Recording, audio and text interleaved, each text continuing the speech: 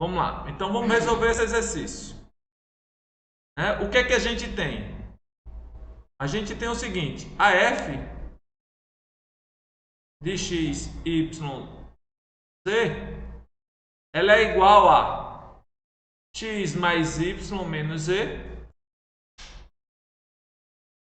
x menos y,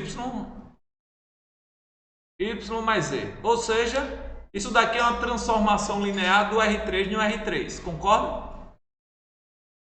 Tá? É um operador linear. Tá? A pergunta aí mostre que é um isomorfismo.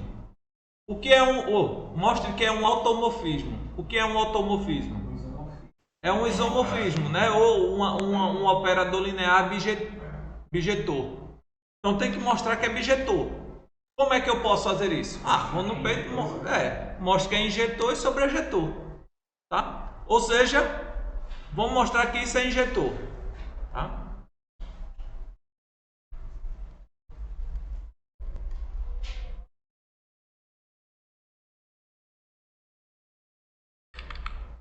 Vamos lá. Como é que eu mostro que é injetor? Que o núcleo só tem um nêutron. Então seja, aí eu pego o quê? Pego o x, y, z no núcleo. Pode deixar aqui. Obrigado. Tá? Pego um cara no núcleo. O que é que eu tenho que mostrar? Que esse cara é zero. Né? Porque a priori o que é que eu estou dizendo? Peguei um cara qualquer no núcleo e vou concluir que esse cara é zero. Ou seja, no núcleo só tem um zero. Tá? Uma vez que eu pego um cara qualquer no núcleo, o que é que eu posso afirmar sobre ele? E aí, galera? Que quando aplicar a transformação linear nele, o resultado vai ser zero. Exatamente. Quando eu aplico ele nesse cara, isso daqui é equivalente, isso é zero. Mas quem é o zero aqui? É o zero do contradomínio, que é quem? Zero, Zero, zero, zero, zero. zero. Só que isso então implica dizer, ou é equivalente a dizer, que esse cara daqui é zero. Isso implica dizer que x mais y menos z, x menos z, y mais z é igual a 0, 0, 0.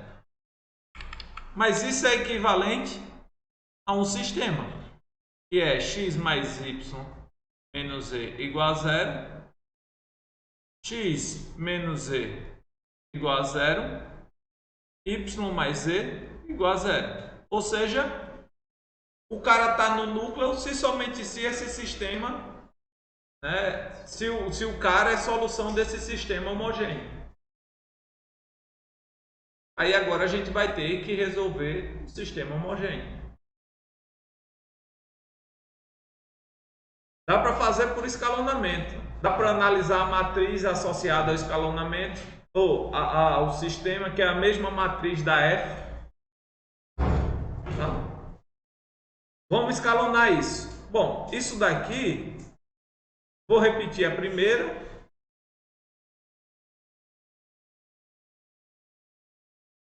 E eu quero eliminar esse x na segunda. Então eu vou pegar a L2 e vou tirar a L1. Ok? Ou se você quiser, vou fazer o contrário. Vou pegar a L1 e vou tirar a L2. Só para o Y não ficar negativo. Só por isso. L1 menos L2. Então isso daqui vai dar Y mais Z igual a 0. Ou é mais 2Z? Como é? Ou só Y igual a 0? Só Y, né? Observe que isso dá Y. Y igual a 0. Concorda? Observe que a outra, como já não tem x, eu só repito ela. Porque não tem x. Né? Então já está o primeiro passo do escalonamento feito. Então eu continuo o escalonamento. Exatamente.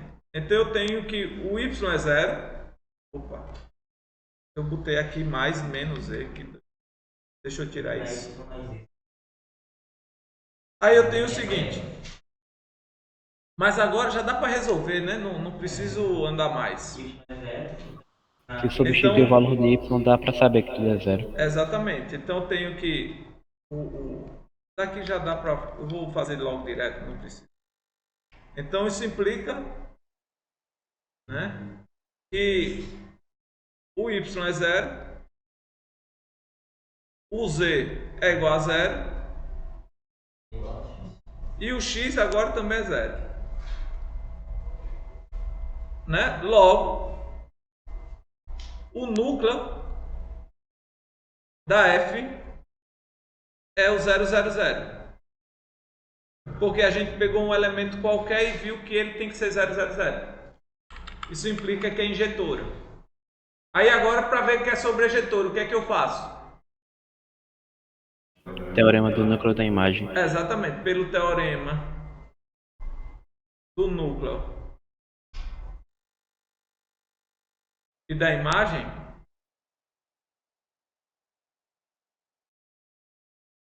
temos que a dimensão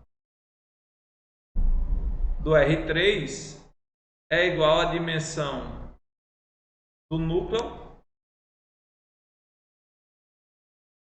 mais a dimensão da imagem.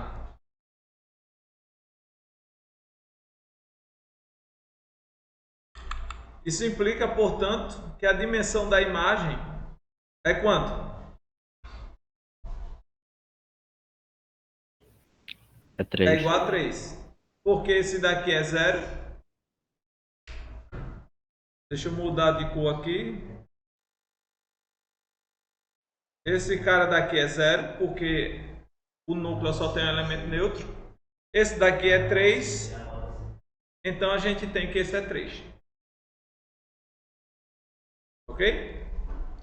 Se esse é 3, é um subespaço do R3 que tem a mesma dimensão que o R3. Tá? Então, M de F é subespaço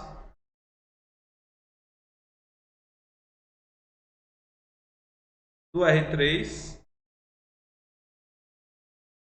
com dimensão igual à dimensão do R3. Tá? Isso implica, portanto, que esse cara tem que ser o próprio. Tá? Lembrando que para provar isso, você vai fazer o seguinte. Se não fosse igual, você poderia você poderia aumentar a dimensão, lembra? Teorema do núcleo e da imagem. Você pega uma base do subespaço, tem 3 elementos, porque ele tem dimensão 3. Aí a afirmação, esse cara também é uma base do espaço todo. Porque se não fosse, ele é um conjunto Li que não é uma base do cara. Então, pelo teorema de completamento, eu poderia completar. Logo, eu teria um conjunto, né, Li dentro do R3 com 4 elementos. Né? No mínimo 4 elementos. Eu teria uma base com no mínimo 4 elementos, pelo teorema do completamento. Que é um absurdo. Ok? Então, é sobrejetor. Então, se é sobrejetor, acabou o problema. Ok? Então, solução 2. Então, isso daqui mostra, portanto, F é um automorfismo.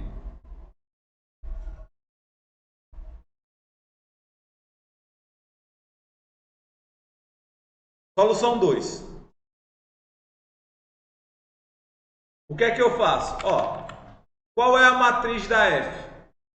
Vamos pensar aqui. A F é esse cara aqui, né? Vamos relembrar. É x mais y menos z. O que? Y menos z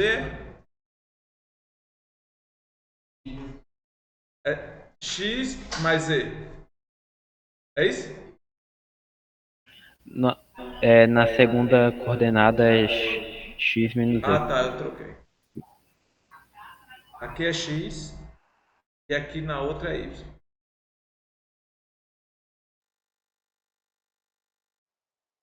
Certo? Então, qual é a matriz? Ó, a matriz a gente pode fazer de várias formas, tá? Mas a gente sabe que, ó, quem é o F de 1, 0, 0? Esse cara seria a primeira coluna, lembra? Quanto é que dá isso? 1, 0, 0. Quer dizer, 0. 1, 1, 0. Opa. 1, 1, 0. Quem é o F do 0, 1, 0?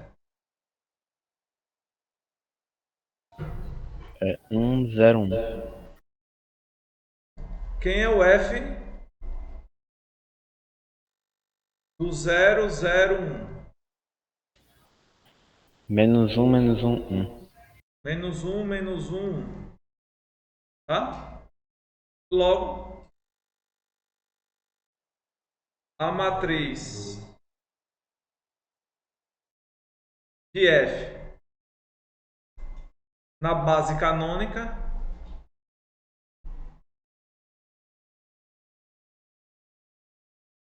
é, vou botar assim, A igual a 1, 1, 0, o quê? 1, 0, 1, menos 1 e 1. Olha que massa. Quando você quer ver, uma outra forma de ver é o seguinte, ó. Olha a linha, olha a linha. Pensa aqui, ó. Aqui é a posição do X, aqui é a posição do Y, aqui é a posição do Z. E esse cara daqui são as coordenadas da minha transformação linear. Por exemplo, essa linha se refere a essa coordenada, a segunda linha, a segunda coordenada, e a terceira linha, a terceira coordenada.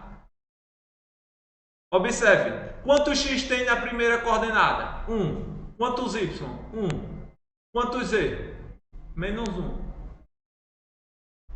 Quantos x tem na segunda coordenada? Quantos y?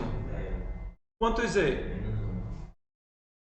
Quantos x tem na terceira? Y e o z. Ok? Bom, essa matriz é invertível? Tem que ser, né? Vamos calcular o determinante. Tá? Ó, aí, olha o que eu disse antes. Imagine que você tem essa matriz. Como é que você agora associa ela a uma transformação linear? É você fazer isso, ó. A transformação, ó. A transformação, fazer o papel inverso, tá? Transformação linear associada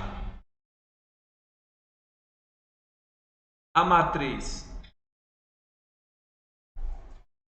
A é definida por... Olha como é que a gente faz. Você aplica, ó. Você faz o seguinte, F, você faz o seguinte, ó. Você pega um elemento x, y, z. Você faz isso, ó. Tá? E você quer definir quem é o F. Eu vou botar aqui F de A, tá? Para dizer que o F é a transformação associada ao A. Como é que você define? Você faz o seguinte, você pega o A e aplica, faz esse produto, só que com o x, y, z como sendo uma matriz coluna. Isso vai dar o quê? Vai dar isso aqui, ó. 1, 1, menos 1, 1, 0, menos 1, 0, 1, 1. Aplica isso, x, y, z. Quanto é que dá? Isso também te dá uma matriz coluna, que é assim. Como? Vai lá. X mais y menos z. Concorda? Sim ou não?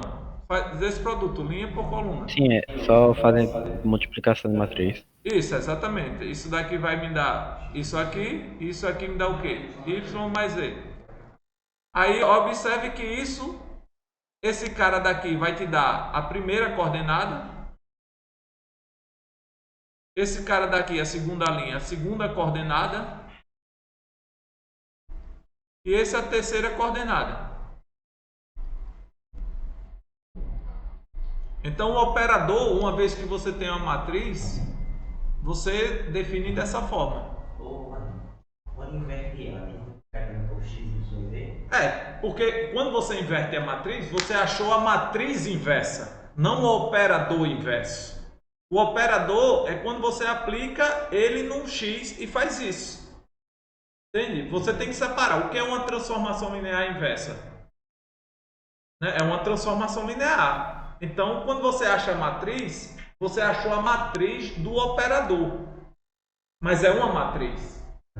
Só que você pode ver essa matriz, ela induz uma transformação linear. E é isso que você quer, entendeu? Tá, beleza. Então observe que isso você volta para o f que você tinha anteriormente. Justamente dizendo, afirmando que uma vez que eu tenho uma transformação linear, eu associo uma matriz. Se eu tenho uma matriz, eu associo uma transformação linear. Feito isso, esquece agora. Beleza? Vamos para a solução 2. Achei a matriz. Aí a pergunta é: uma transformação linear, ela é um isomorfismo se só se a matriz associada a ela é invertível.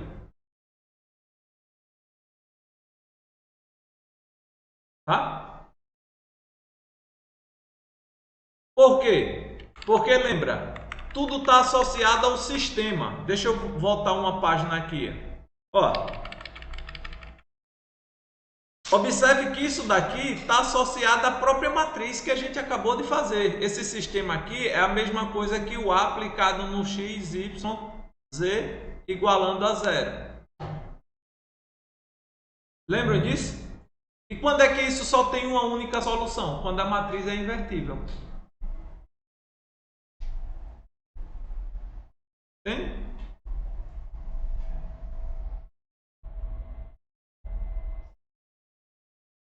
Entende? Aí está tudo ligado. Então, se a matriz é invertível, você tem que o operador que ela define também é invertível. Se o operador é invertível, ou seja, é um isomorfismo, a matriz também tem que ser, a matriz associada a ele é invertível. Ok? Todo mundo entendeu? Beleza. Aí agora vamos definir o operador inverso. Aí agora entra o buziris do negócio, né? Como é que eu acho? Achei a matriz do operador F. Como é que eu acho a matriz inversa? Como é que eu acho a matriz inversa desse cara? Coloca essa matriz de um lado e depois coloca a matriz identidade do outro, com as mesmas dimensões. Aí Exatamente. tem que fazer aparecer a identidade do lado que está essa matriz. No caso, tem que Exatamente. fazer tem que trocar. Perfeito. É isso mesmo, tá? O bom desse método é que você resolve o problema. Outra solução é você... Já viram a matriz adjunta? Também é outro método, né? Você calcular a transposta 1 sobre o determinante da matriz adjunta. Tá? Então, eu não preciso fazer. Vamos fazer. Então, vamos fazer esse método aqui. Eu vou tentar ser o mais breve possível, já que todos estão ligados no que deve ser feito. Aí eu coloco a matriz identidade. E aí a ideia é fazer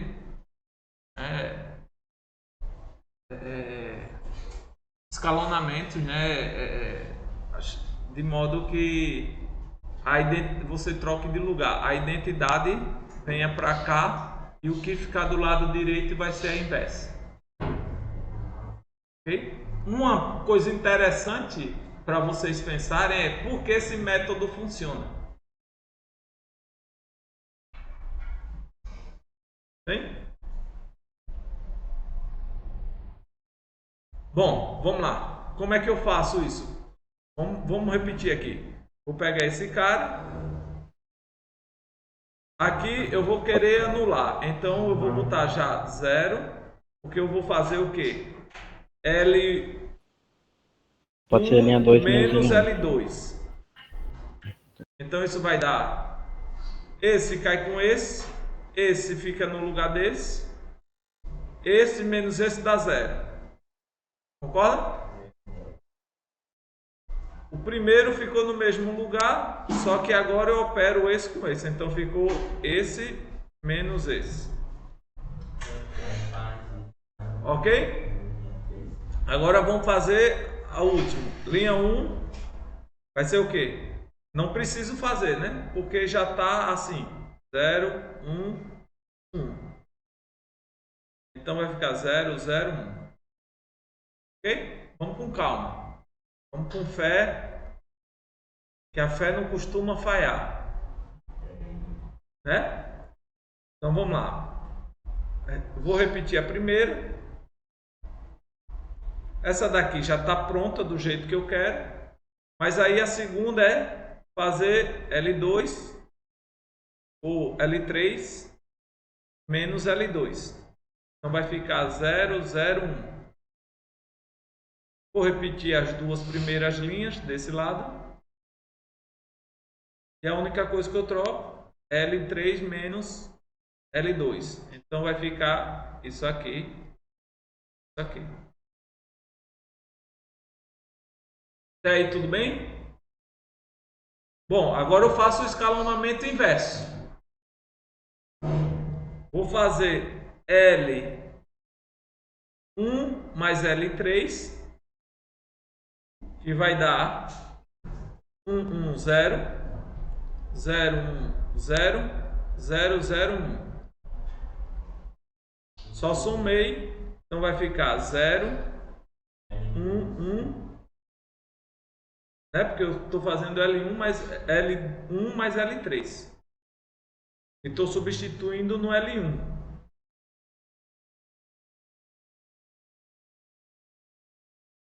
Certo, Paulo?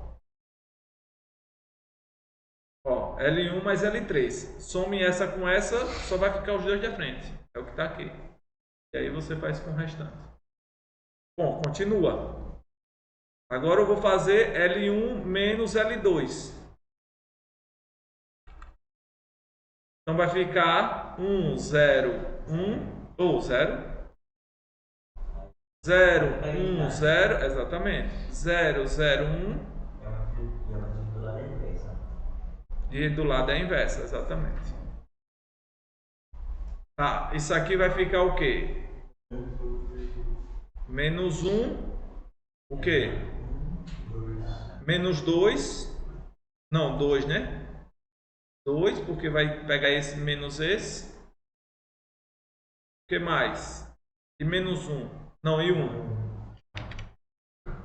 Beleza? E esse? Esse. Aí aqui está o A menos 1. Mas observe, esse A menos 1 é a matriz do operador inverso. Mas eu quero o operador inverso. Então como é que eu faço?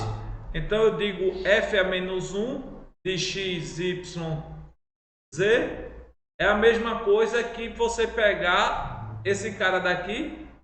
Você pega a inversa, A menos 1, e aplica x, y, z. Isso daqui vai te dar uma matriz coluna, que é, vamos lá, menos x mais 2y mais z. Depois, x menos y, concorda? Que vai ficar linha vezes coluna, linha vezes coluna. E o terceiro vai ficar menos x mais y mais z. Concorda? Aí agora você tem que, o seu operador inverso é isso aqui.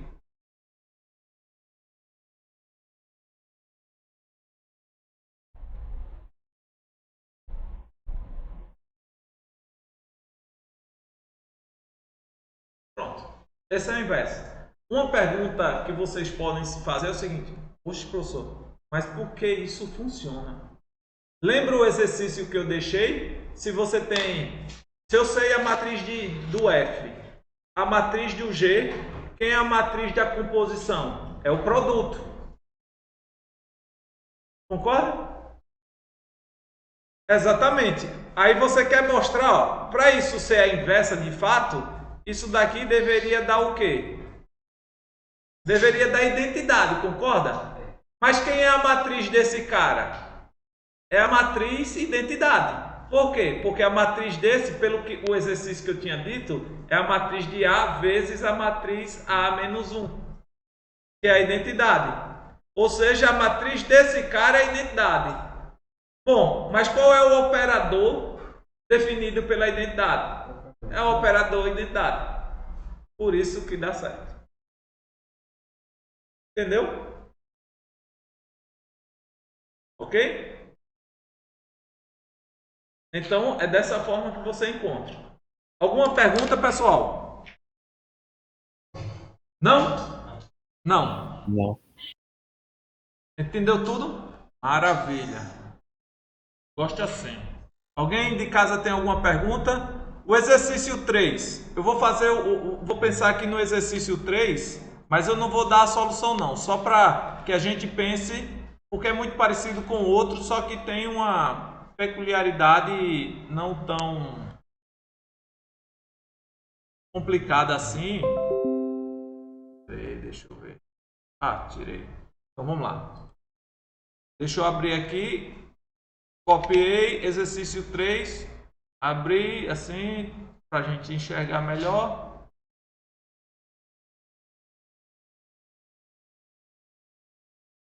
Essa daqui é uma pergunta para deixar a gente bugado. Eu tenho um F que leva a base canônica do R3 nesses outros caras.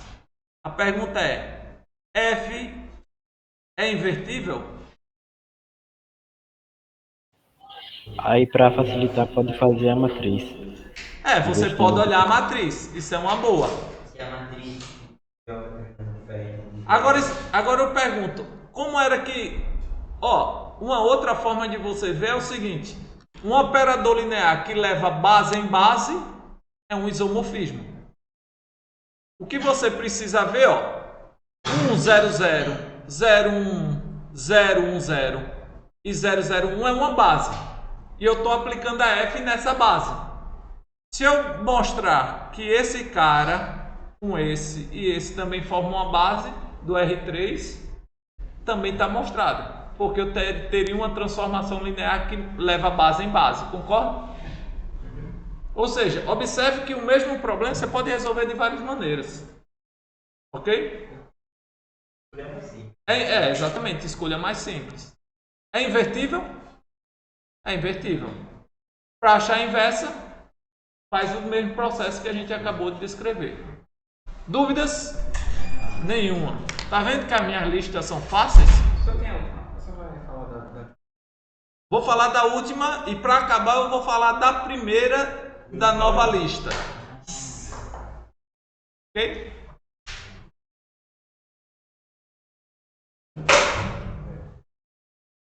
Bom, agora vamos a esse problema aqui do print. Essa aqui?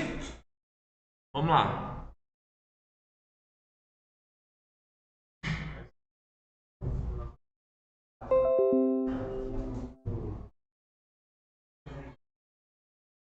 Bom, esse problema daqui eu não vou fazer como... Vou para esse. Porque é muito parecido com o outro. Vamos para esse.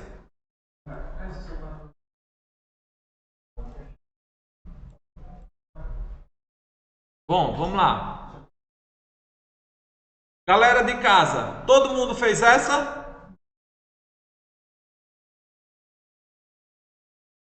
Galera de casa? Sim, Fez? fiz. Mas, como é que você fez, Nicolas?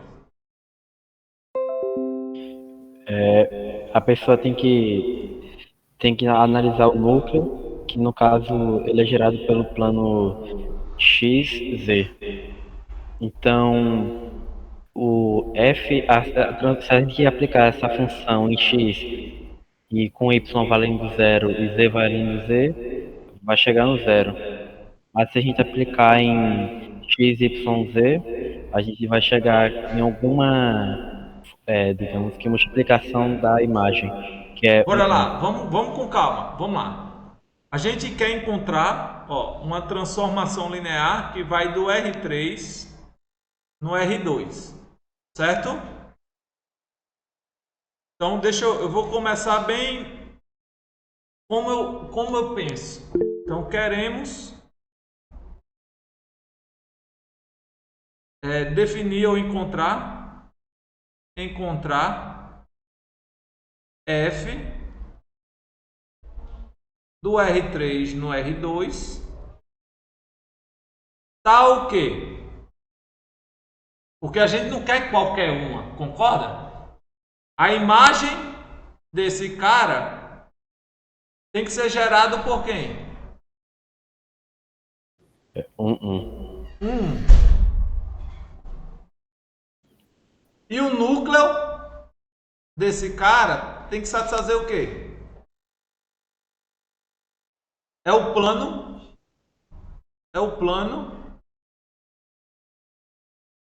XY, XZ. XZ. Aí a pergunta é: qual é o plano XZ?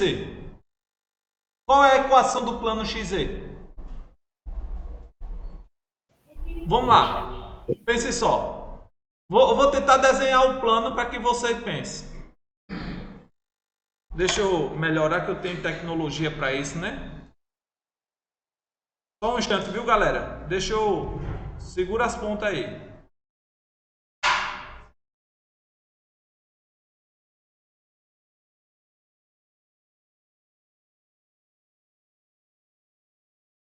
Epa. Ficou feio. Ficou feio também. Beleza. Quem é esse cara? O eixo X. Quem é esse cara? O Y. E quem é esse cara? O Z. Que plano é esse aqui? Espera aí, viu? É o R3. Calma aí. Esse é o R3, concordo. Mas quem é esse plano aqui? O R2. Plano clássico. É. Quem é esse plano aqui? É o XY. Plano XY. Concorda? Não é o R2, é o plano XY. É porque assim, cara, o R2 é um plano, concorda? Entende? Mas nesse caso aqui, o R2 ele não é um subconjunto do R3 formalmente falando. Porque para ser subconjunto tem que ter 3 coordenadas, entendeu? Você pode ver isso como R2. Por quê? Porque esse plano daqui, ele é assim. É x, y, 0. Tal que x e y pertence a R. Concorda? Esse cara daqui é isomorfo ao R2. Então, por isso que você normalmente diz que é o R2. Porque é isomorfo. Se é isomorfo, é igual ao R2. Entendeu? Mas, formalmente falando, é um plano no R3, né, o plano XY. Entenderam? Bom, beleza. Se esse é o plano XY, aí você me diz o Luiz que disse: professor, que plano da bexiga é esse? Vamos lá, Luiz. Que plano é esse aqui, desse fundo de parede aqui? Aqui. X. É ZY. ZY. Que plano é esse? É o plano conjunto dos pontos onde o x é quanto? 0. 0. YZ. Pertencente ao R3. Observe que esse também pode ser visto como um R2. É isomorfo. É isomorfo, porque você manda essas duas coordenadas no par YZ. Tá? Todo plano, como a gente viu, todo plano, todo subespaço de dimensão 2 é o R2. A gente viu isso. Tá. Beleza. Mas esse é o plano que a gente quer? Não. Qual é o plano que a gente quer? Esse aqui. Agora vamos apagar. Eu estou fazendo isso para vocês saírem por aí. Pô, o professor é didático. Faz devagarzinho. Ó, vamos lá. Quem é esse agora? Agora o problema é saber desenhar isso.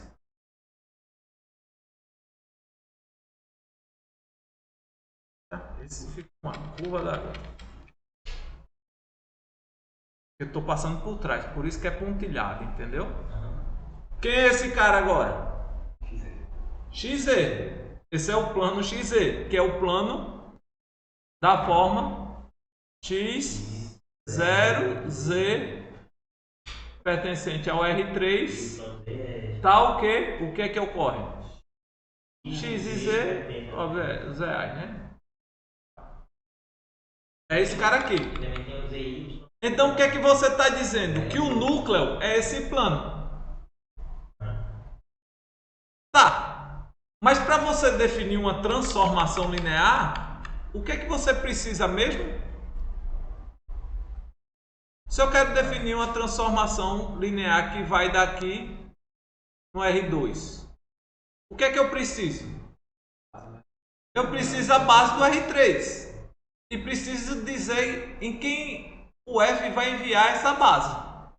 Então pergunta: em quem o F vai enviar o 1, 0, 0?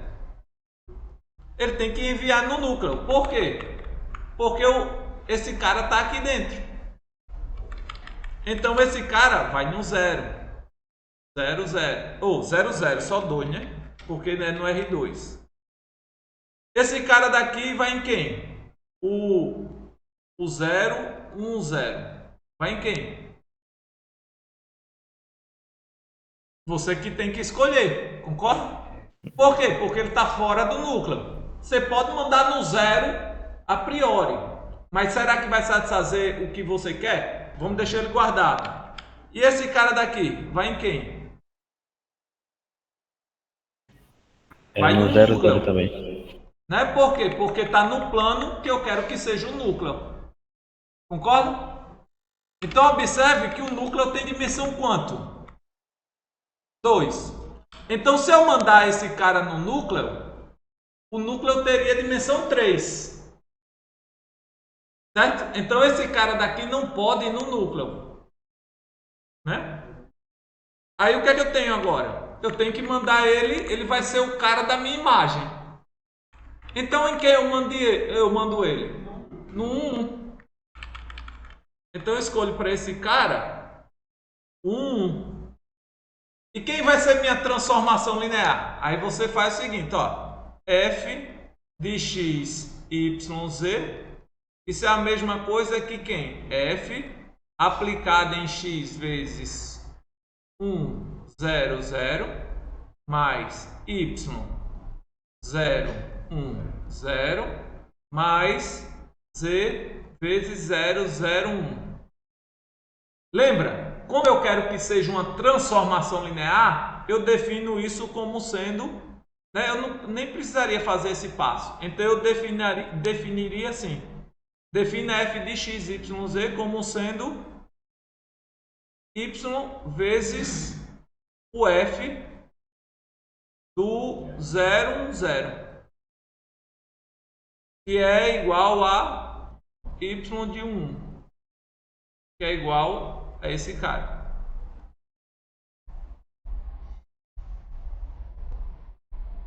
Essa é a transformação linear. É uma, né? Você pode definir outras. Existe infinitas, na verdade. Oi? Existe infinitas, na verdade. Pode Exatamente. ser 2y, 2y, 3y, 3y. Exatamente. Você pode botar aí uma constante aí para multiplicar o y, você tem meio mundo.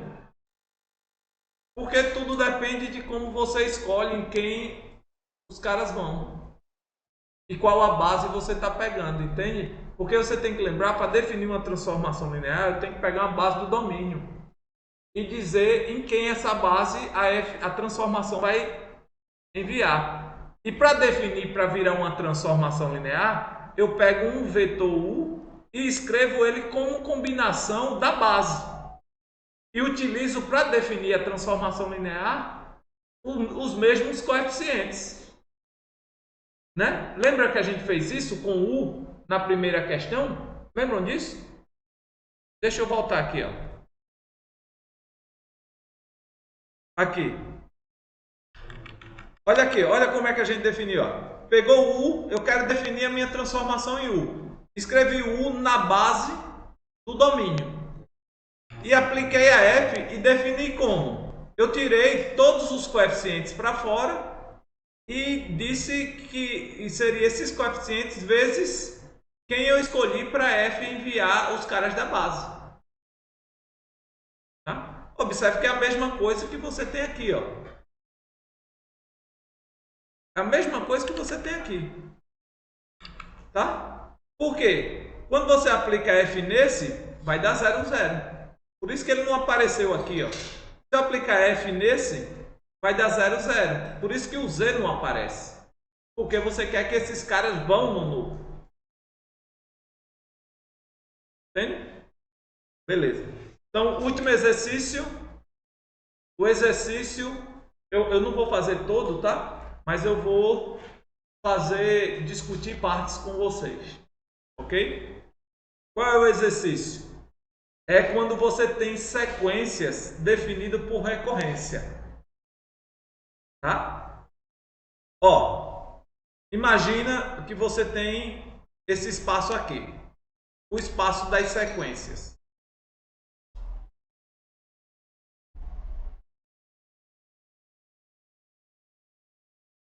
Tá? O que é uma sequência? É uma lista de números que você enumera, tipo x1, x2, xn e assim lá vai o trem. É uma sequência infinita.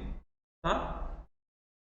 Tá. Observe que isso daqui você pode olhar de várias formas. Isso daqui pode ser visto como sendo um elemento do R infinito, que é o produto cartesiano de R por R por R por R por R infinitas vezes. Né? O produto cartesiano de R por R dá R2, que é 2 coordenadas. De R 3 vezes dá 3 coordenadas. De R 4 coordenadas. De R infinito, infinitas coordenadas, que seria uma sequência. Concorda? Onde o primeiro é o primeiro elemento, o segundo é o segundo elemento e assim sucessivamente. Entendeu?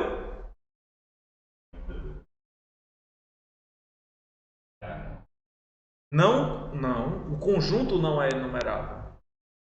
O conjunto R infinito não é enumerável. Não, mas você está confundindo o seguinte. O elemento é o conjunto das sequências. Porque quando você diz infinito, você está dizendo que isso é R, cartesiano R, cartesiano R, cartesiano e assim sucessivamente infinito. Ou seja, você tem o produto de infinitos R's.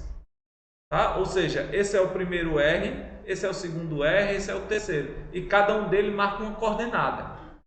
Ou seja, isso vira uma sequência. O conjunto R infinito não é enumerável. Só o R já não é. É, só o R já não é. Tá? Ok? Tá. Vamos lá. Mas você pode ver também o conjunto das sequências. Tá? Isso aqui é só para dizer que o conjunto da sequência você pode ver como R infinito. Tá? E qual é a soma? A soma seria o seguinte: você pega duas sequências e você soma termo a termo. Isso daqui vai me dar uma nova sequência que é assim.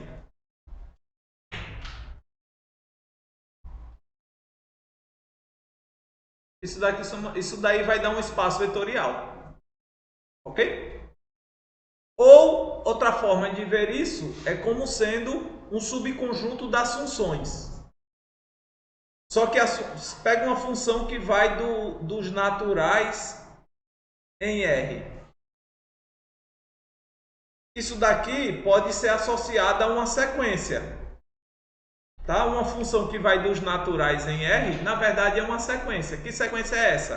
É a sequência formada por o F1, F2, F3 e assim sucessivamente. Entende? Ou seja, observe que uma função, se ela coincide em todo elemento do domínio, duas funções são iguais. Certo? Então, uma sequência pode ser vista como uma função.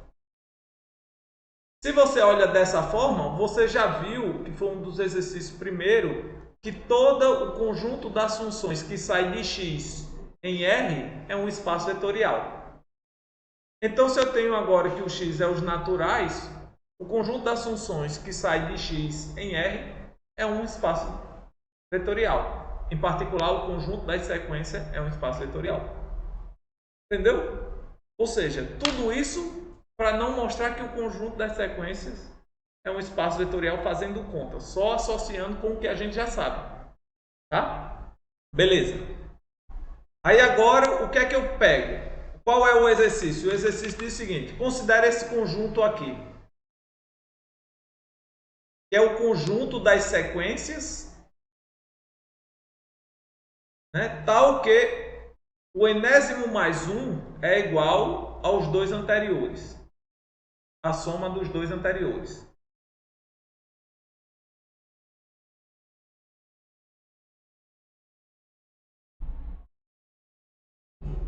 Ok?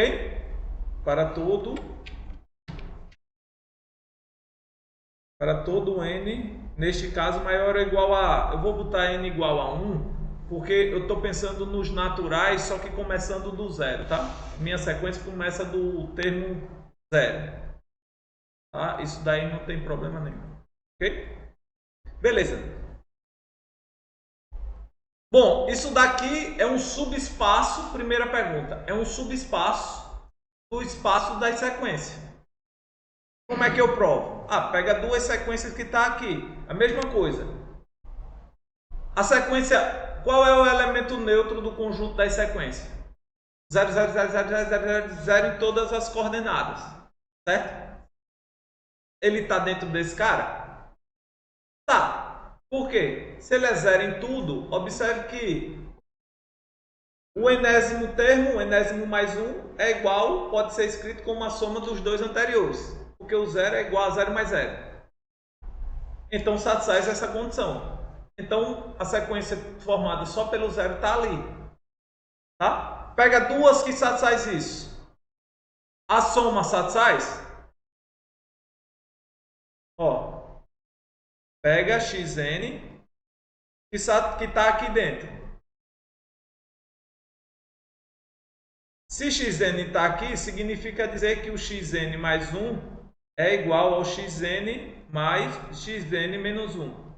Se eu pegar um y também aqui, um yn, aqui dentro, também vale a mesma coisa para o y.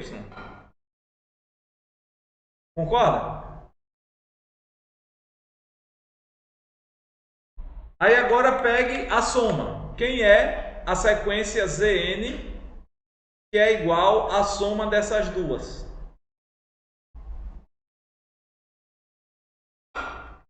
Significa dizer que isso daqui é igual a xn mais yn. Certo? Aí minha pergunta é, essa sequência que é a soma das duas satisfaz isso? Ó, tem que ver. Xn mais 1, que seria o Zn, né? Deixa eu mudar aqui. Só para ficar. Não precisa desse Zn, mas se eu botar Zn mais 1, isso seria o xn mais 1 mais yn mais 1. Concorda? Só que xn mais 1 é xn mais xn menos 1. O yn mais 1 seria yn mais yn menos 1. Concorda? Agora rearranja. Isso daqui dá xn mais yn mais xn menos 1 mais yn menos 1. Observe que isso seria o Zn e isso daqui seria o Zn menos 1. Ou seja, o Zn, que é a soma das duas, ele satisfaz a condição. Logo, se eu pegar dois elementos desse cara, a soma está lá dentro também. Multiplico por escalar, vai satisfazer. Concorda? Então, subespaço. Primeira coisa. Ok? Beleza.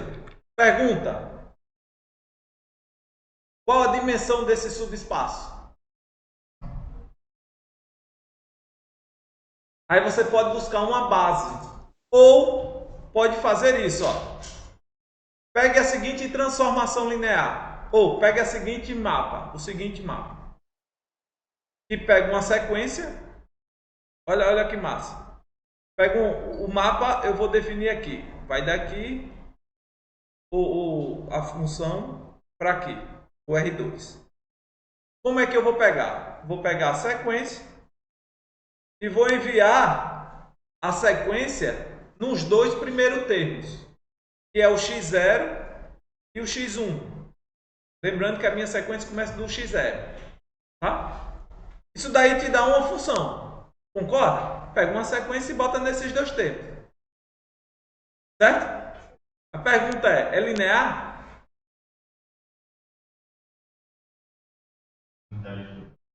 Oi? Vamos ver. Vamos lá, vamos ver. Quem é o T? Bora lá. Quem é o T de xn mais yn? Bom, isso é o T da sequência xn mais yn virando sequência. Isso dá quem? Dá o par. Quem é o primeiro termo dessa? x0 mais y0, x1 mais y1. Que é igual a x0 mais x1 mais y0 mais y1. Quem é esse cara? É o T da sequência xn. E o outro? É o T da sequência x1. Então vale a propriedade de linearidade, propriedade 1. Concorda? Tá. A outra eu vou deixar como exercício, ou seja, T de alfa xn é igual a alfa T de xn. Concorda com isso? Por quê? Porque se você pegar isso, vira essa sequência. Alfa xn. Quem são os dois primeiros termos dela? Alfa x0, alfa x1. Tira o alfa fora, vira alfa de x0 e x1. Então é linear. Ponto para nós. Mosquito aparecendo. Good. O pessoal de casa está acompanhando?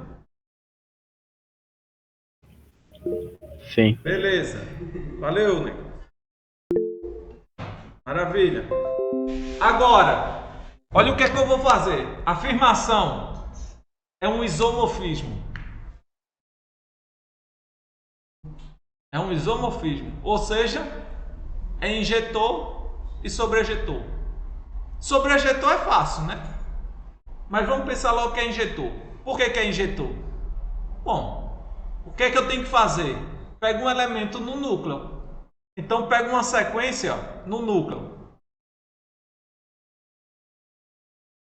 Aí é que vem a marmota. Olha aí, ó.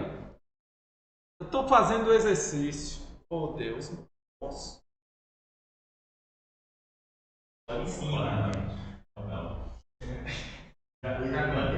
Bom, vou parar, viu? O que significa isso? T do xn vai dar o zero do R2, que é o 0, 0. Mas quem é isso? É x0, x1. Então você está dizendo que o x0 é 0 e o x1 é 1. E aí, como é que eu concluo agora que o restante é tudo 0? Por causa da definição da sequência. Porque, exatamente, porque é a soma dos dois anteriores. Mas aí, para indução ou só falar? Não, porque você usa isso, né? Por exemplo, o x2 é a soma dos dois anteriores, o xn e assim sucessivamente. Pode ser por indução, na verdade. Correto seria por indução. Né? O x2 vale, você supõe para cá, vai valer para o restante. Entendeu? Ok? Mas exatamente. Pode dizer isso que eu aceito, entendeu? Beleza. Então é injetor. Certo? E por que sobre? Pergunta. Por que sobre?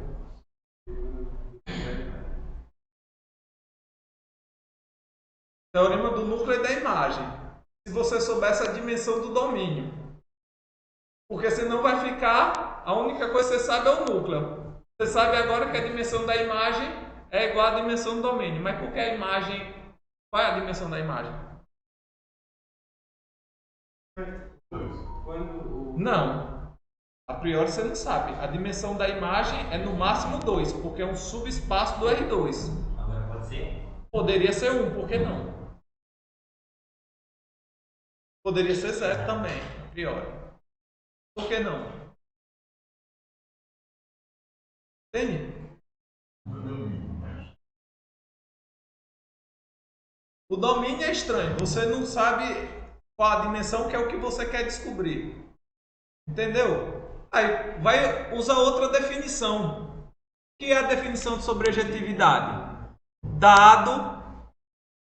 Por que é sobre? Dado um elemento em R2. AB. Pertencente a R2.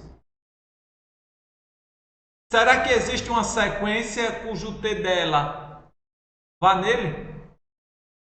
Qual? Qualquer sequência não. Exatamente. Aqui começa com AB. Se você pegar uma sequência cujo termo x0 é A e o termo o x1 é B, né? Essa sequência que o termo x2 agora é a soma e assim sucessivamente, né? Essa sequência definida por recorrência. Essa sequência, quando você aplica o T, vai dar no AB. Logo, é sobreprojetiva. Matou. Entende? Você não pode se desesperar quando você vai por um caminho e trava no caminho. Buscar outro. Mas é aquela coisa que eu digo a vocês. O que é que eu tenho que fazer? Tenho que mostrar sobrejetiva. Quais são as opções que eu tenho? Teorema do núcleo da imagem. Esse me ajuda? A priori não. O que é que eu sei mais? Para mostrar que é sobrejetiva, a definição. E quer dizer o que a definição? Dado um cara no contradomínio, será que eu consigo um no domínio cujo T dele vá nesse cara? Consigo. Pega a sequência que é assim. Matou. Entendeu? Então, você agora montou um isomorfismo. Se eu tenho um isomorfismo, leva base em base. Logo, o que é que tem? A dimensão do domínio tem que ser 2.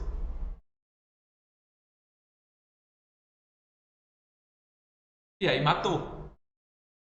Então agora você sabe que o subespaço R1, aquele subespaço da sequência tal, tem dimensão 2.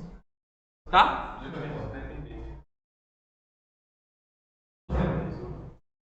Só tem um x0 e x1, como assim? São independentes. Exatamente. Exatamente. Ou seja, se você pegar a sequência que começa 0 em 1, né? E 1, 0, isso forma dois elementos, porque ele, como leva a base em base, a inversa leva a base em base. Então, se você pegar a base do R2 e olhar a inversa, ele vai levar em dois elementos, duas sequências, que é LI, que são LIs. Que é a sequência que começa com 0 e 1 e a outra que começa com 1, 0. São LIs? Não, Fibonacci é outra. Fibonacci é a que começa com 1, 1. Entendeu? Aí, beleza. Mostrando que tem dimensão 2. Agora, olha para acabar, tá, gente? Mostrando que tem dimensão 2. Olha a coisa ficando mais bonita. Tem dimensão 2. Aí o que é que eu vou fazer? Aí eu digo lá no exercício. Procure todas as sequências que têm essa propriedade. Onde o xn, na verdade, é uma potência de um número lambda. Ou seja, o x0 é 1, o x1 é lambda, o x2 lambda ao quadrado, mas esse lambda ao quadrado deve satisfazer a propriedade da sequência, que é o quê? Ser a soma dos dois anteriores. Então, se você quer encontrar todos os lambdas onde a sequência do seu espaço pode ser escrita assim, então deveria ser satisfeito isso aqui. Olha se não é. Xn mais 1 tem que satisfazer isso. O lambda que você escolher ou encontrar deveria satisfazer isso. Ou seja, o lambda tem que satisfazer isso aqui, ó. Lambda n mais 1 lambda n menos 1. Ou seja, você agora montou uma equação. Será que tem lambda? Olha a brincadeira. Será que tem um lambda que satisfaz isso?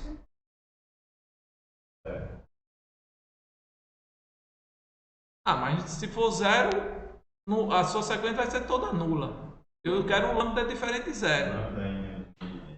Botar. Pode ser Oi? Se não pode ser 0, pode ser 1. Então. Pode ser Não zero. Não dá. Se o lambda for zero, a sequência é toda nula. Eu quero que a sequência não seja nula. Aí, olha, você faz essa conta. Ó. Passa todo mundo para um lado só.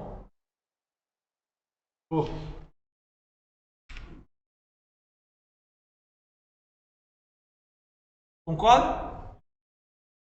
Agora bota n menos 1 em evidência. Você tem isso.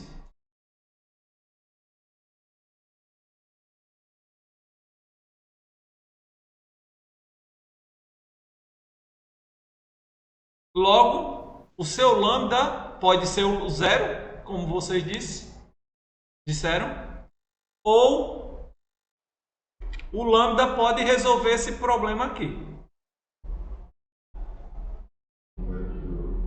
Um número de ouro, exatamente.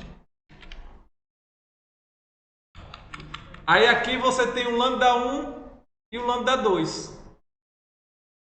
Então você tem, na verdade, duas sequências não nulas que tem essa propriedade, que é a sequência, ó, você tem a sequência Lambda que é pode lambda ser 1 elevado a n e a lambda 2 elevado a n.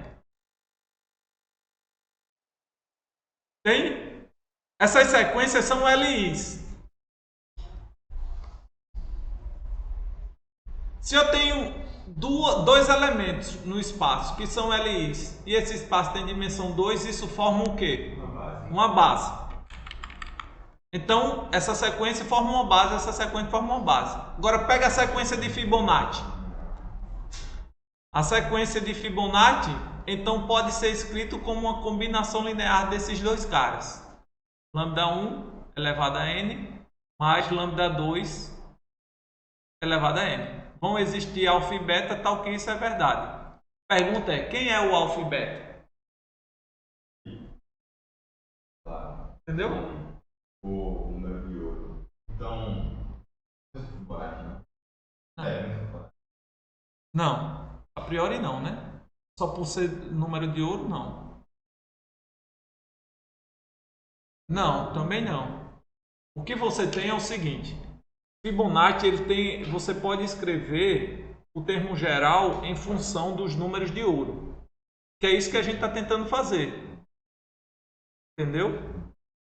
E é isso que a gente está tentando fazer. Que é justamente isso, ó. Quando você tem aquelas duas sequências com o número de ouro, você está dizendo o seguinte, esses dois caras formam uma base do espaço das sequências que você tinha. Certo? A sequência de Fibonacci é um elemento lá dentro. Se é um elemento lá dentro, pode ser escrito como combinação linear dessa base. E o que isso quer dizer? Quer dizer isso aqui. Ou seja, existe alfa e beta, tal que isso é verdade. Certo? Mas se isso é verdade, então você está dizendo que o Fn ele é escrito assim, alfa lambda 1 elevado a n mais beta vezes lambda 1, lambda 2 elevado a n. Concorda? Porque se eu tenho duas sequências, ela é escrita termo a termo. Então, igualdade de sequência é se os termos correspondentes são iguais. Então, do lado esquerdo tem a de Fibonacci e do lado direito eu tenho a combinação linear de sequência, que também dá uma sequência. Né? Então, dizer que essas sequências são iguais é dizer que os termos respectivos são iguais, ou seja, o Fn de um conhecido como o enésimo termo da outra, que é esse. Tá? A pergunta é, quem é esse alfa e beta? Que a gente não sabe, sabe que existe. Por quê? Porque forma uma base. A pergunta é, quem é? Não sei. Mas eu sei o seguinte, que o F1 e o F0 do Fibonacci eu sei definir quem são. Isso daqui é alfa vezes lambda 1 mais beta vezes lambda 2. E esse daqui é alfa mais beta. Porque lambda 1 elevado a 0 é 1. Lambda 2 elevado a 0 é 1. Concorda? Só que esse cara, como é a sequência de Fibonacci, isso daqui é 1. Esse cara daqui é 1. Logo eu tenho um sistema onde as incógnitas são alfa e beta. E eu sei que número é esse e eu sei que número é esse. Resolvo esse sistema. E aí eu acho o alfa e beta. Achando o alfa e beta, eu posso escrever a sequência de Fibonacci em função do número de ouro vezes esses números que eu encontrei. Uma equação teórica. A solução básica, solução Pode. Observe que o método não importa o tamanho da recorrência. A gente pegou a recorrência 2, ou seja, o termo é a soma dos dois anteriores. Mas poderia ser o termo ser a soma de os 10 anteriores. E eu poderia definir uma transformação linear, que pega essa sequência e manda no R10, nos 10 primeiros termos. Então teria dimensão 10. E aí eu faria todo o meu problema trabalhando nisso. Esse polinômio que você resolve aqui, ó, é chamado de polinômio característico da recorrência. Ok? Tá. Aí é o exercício. O exercício está bem detalhado, você faz passo a passo, você vai chegar no que a gente acabou de ver aqui, tá? Então eu acabo com isso.